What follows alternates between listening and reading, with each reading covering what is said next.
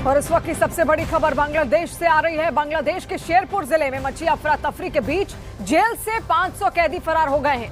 इसके पहले जेल पर भीड़ ने हमला कर दिया था, जिसका फायदा उठाकर 500 कैदी वहां से भाग खड़े हुए। तस्वीरों के जरिए भी आप समझिए किस तरीके से प्रदर्शनकारी लगातार वहां पर पहुंचे और उसके बाद तमाम जो कैदी थे वहां से फरार हो गए। प्रदर्शनकारियों ने राजधानी ढाका समेत पूरे देश में आगजनी की है, तोड़फोड़ की है। बांग्लादेश हिंसा में आज करीब 56 लोगों की मौत हुई है और कैदियों का फरार होना ये बता रहा है कि बांग्लादेश में किस स्तर पर अराजकता फैल गई है। बांग्लादेश इस वक्त जल रहा है और सड़क पर संग्राम छिड़ा है। गली गली नारे बुलंद हो रहे हैं। देश में इस वक्त कोई सरकार नहीं है, अराजकता का दौर है। प्रधानमंत्री शेख हसीना इस्तीफा देकर देश छोड़ चुकी हैं। सवाल है बांग्लादेश का क्या होगा? क्या मार्शल लॉ ही बांग्लादेश का आखिरी विकल्प बचा है?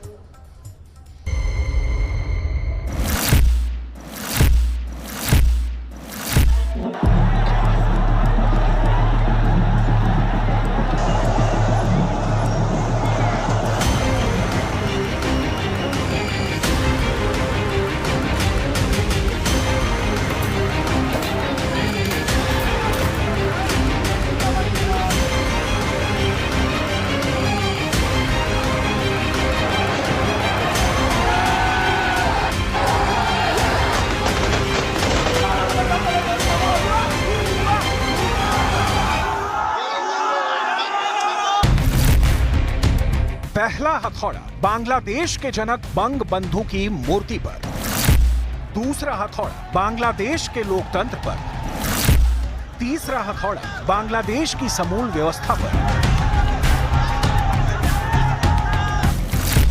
चौथा हथौड़ा शेख हसीना सरकार पर। तस्वीरें हिला देने वाली हैं। बांग्लादेश के 53 सालों के इतिहास में ऐसा कभी नहीं हुआ। राजधानी ढाका को फूंक दिया गया। हजारों की तादाद में लोग सड़कों पर उतर आए। हिंसा का तांडव जारी है।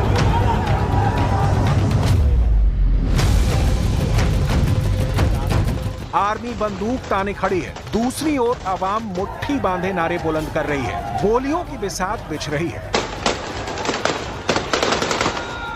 अब तक 300 लाशें गिर चुकी हैं। हजारों लोग जख्मी हो चुके हैं। पुलिस के सायरन और एम्बुलेंस के शोर से ढाका गूंज रहा है। जो विद्रोही हैं वो तो जान हथेली पर उठाए घूम रहे हैं, लेकिन जो आम लोग हैं घरों में दुबके हैं, सहमे हुए हैं। देश का क्या होगा? मुल्क को इस धधकती आग से कौन बचाएगा? बांग्लादेश उन्माद की आंधी में तिनका सा बिखर रहा है। बांग्लादेश पहले ईंट दर ईंट टूटा, अब दीवार दर दीवार ढह रहा है। प्रधानमंत्री शेख हसीना के आवास गण भवन में हजारों की भीड़ घुस गई। बेडरूम तक पर कब्जा जमा लिया। हिंसा को देखकर शेख हसीना भाषण रिकॉर्ड करना चाहती थी, लेकिन उन्हें ऐसा करने का मौका तक नहीं मिला। बांग्लादेश के पीएम हाउस के बेडरूम में प्रदर्शनकारी को आराम फरमाते देखा जा सकता है। प्रदर्शनकारी को पीएम हाउस के लॉन में भी टहलते देखा जा सकता है। भीड़ ने गृह मंत्री अज़दुज़्ज़मन खान के घर को भी आग के हवाले कर दिया। शेख हसीना की पार्टी अवामी लीग के दफ्तर में गुस्साई भीड़ ने आग लगा दी। बांग्लादेश इस वक्त आक्रोश वाली जलती भट्टी बन चुका है। जनता का गुस्सा सड़कों पर खूनी संग्राम में तब्दील हो गया है। प्रधानमंत्री शेख हसीना ने पहले इस्तीफा दिया, उसके बाद अपनी छोटी बहन शेख रेहाना के साथ देश छोड़कर भाग खड़ी हुई। अराजकता, अव्यवस्था, आक्रोश, आगजनी, आक्रामक और हिंसक हुई भीड़ ने मुल्क को पतन के पाताल में पहुंचा दिया है। पूरा देश जल रहा है। खून, जख्म, लाशें और मातम के बीच देश की कमान आर्मी ने संभाल ली है। आप कह सकते हैं कि बांग्लादेश में तख्ता पलट हो चुका है। चीफ ऑफ आर्मी स्टाफ वकार उज जमान ने ऐलान कर दिया है कि वो सब संभाल लेंगे। समस्त राजनैतिक दलेर नेतृबृंदके एखाने आमंत्रण करेছিলাম। ওনারা এখানে এসেছেন। আমরা একটা সুন্দর আলোচনা করেছি।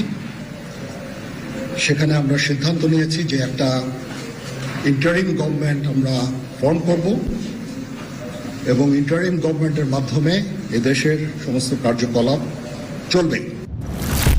क्यों बांग्लादेश में लग गई बर्बादी की आग?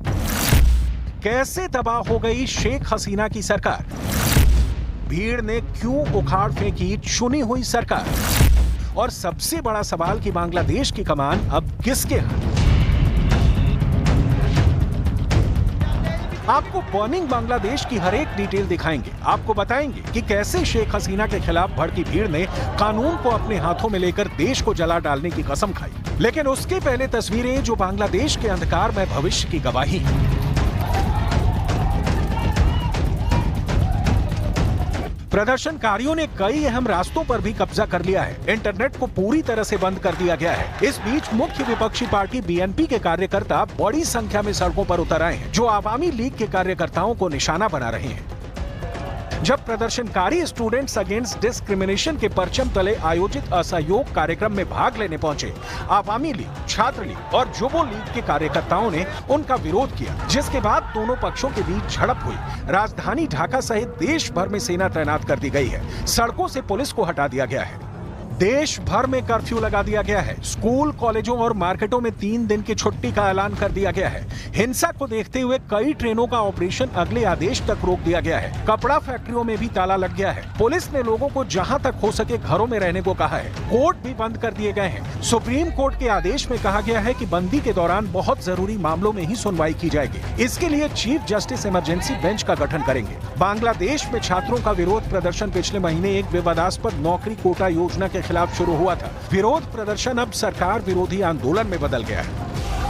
आंदोलनकारियों ने नरसिंहगढ़ी जिले में शेख हसीना की पार्टी आवामी लीग के 6 कार्यकर्ताओं को मॉब लिंचिंग कर मार डाला। रिपोर्ट्स के मुताबिक दोपहर में प्रदर्शनकारियों ने जुलूस निकाला था, जिससे आवामी लीग के कार्यकर्ता नाराज हो गए। उन्होंने प्रदर्शनकारियों पर गोलीबारी की, जिसमें 4 लोग घायल हो गए। इससे नाराज होकर प्रदर्शनकारियों ने पलटवार किया। आवामी लीग के कार्यकर्ता डर कर एक मस्जिद में छिप गए, आग लगा दी। इस हमले में 13 पुलिसकर्मी मारे गए। जुलाई में ही बांग्लादेश में हिंसा शुरू हो गई थी। पिछले महीने विरोध प्रदर्शन को लीड कर रहे 6 लोगों को डिटेक्टिव ब्रांच ने सेफ रखने के नाम पर 6 दिनों तक बंधक बनाकर रखा था। इन सभी से आंदोलन को वापस लेने के लिए जबरदस्ती वीडियो बनवाया गया। जब ये कैद थे, तब गृह मंत्री ये दावा कर रहे थे कि इन्होंने अपनी मर्जी से आंदोलन को खत्म करने की बात कही है। जब मामला खुला तो प्रदर्शनकारियों का गुस्सा और भड़क गया। आपको आगे दिखाएंगे कि क्यों जल रहा है बांग्लादेश, क्या है इसकी असली वजह। उससे पहले उस चेहरे को देखिए जो इस आंदोलन का चेहरा माना जा रहा है। नाम है नाहिद इस्लाम। इस्लाम ढाका यूनिवर्सिटी का स्टूडेंट है। उसने पुलिस पर आरोप लगाया कि 20 जुलाई की सुबह उसे उठा लिया गया। हालांकि पुलिस ने इससे इनकार किया। इस्लाम के गायब होने के 24 घंटे बाद उसे एक पुल के नीचे बेहोशी की हालत में पाया गया। उसने दावा किया कि उसे तब तक पीटा गया जब तक वो बेहोश नहीं हो गया। असल में बांग्लादेश में आग भड़की ही है, छात्रों के विरोध प्रदर्शन वाली। लेकिन अब इसमें विपक्षी पार्टियां भी शामिल हो चुकी हैं। शेख हसीना प्रदर्शन को कुचलने की कोशिश करती रही और मामला बिगड़ता चला गया। अब आलम यह है कि बांग्लादेश धू कर जल रहा है। बांग्लादेश के हिंडन एयरफोर्स स्टेशन पर शेख हसीना और राष्ट्रीय सुरक्षा सलाहकार अजीत डोवाल की मुलाकात हुई है और आज इसी एयरफोर्स स्टेशन पर शाम को 5 बजे शेख हसीना का विमान ढाका से दिल्ली पहुंचा था। दूसरी जानकारी आपके लिए यह है कि शेख हसीना को ढाका से दिल्ली लाने में भारत सरकार ने सबसे अहम रोल निभाया है। आज दोपहर 12 बजे विदेश मंत्री S Jaishankar, national security adviser Ajit Doval, सेना प्रमुख जनरल उपेंद्र द्विवेदी और air chief marshal Vivek Ram Chaudhary ने एक हाई लेवल मीटिंग की, जिसमें शेख हसीना को ढाका से दिल्ली लाने की योजना बनाई गई। इसके अलावा शेख हसीना जिस विमान से दिल्ली आई वो विमान बांग्लादेश की सेना का है और ऐसी खबरें हैं कि दिल्ली से शेख हसीना अब लंदन जा सकती हैं। ये वो मिलिट्री विमान है जिससे शेख हसीना ढाका से दिल्ली पहुंची है। तीसरी खबर यह है कि बांग्लादेश में अब अंतरिम सरकार का गठन किया जाएगा और यह सरकार सेना बनाएगी वहां की, और अब 17 करोड़ की आबादी वाले बांग्लादेश की कमान बांग्लादेश की सेना के हाथों में होगी। चौथी खबर यह है कि बांग्लादेश के प्रधानमंत्री आवास पर 40,000 प्रदर्शनकारियों ने कब्जा कर लिया है और इस समय भी प्रधानमंत्री आवास में हंगामा चल रहा है। और पांचवी खबर यह कि भारत के विदेश मंत्री एस जयशंकर ने प्रधानमंत्री मोदी से मुलाकात की है, उन्हें इस घटना से जुड़े तमाम अपडेट्स दे दिए हैं। जबकि नेता प्रतिपक्ष राहुल गांधी ने भी आज लोकसभा में विदेश मंत्री एस जयशंकर से पूछा कि बांग्लादेश के मामले में हो क्या रहा है, सरकार क्या कर रही है और सरकार का इस पूरे घटनाक्रम पर क्या स्टैंड है। और इस समय भी भारत में एक उच्च स्तरीय बैठक इस पूरे मामले पर चल रही है।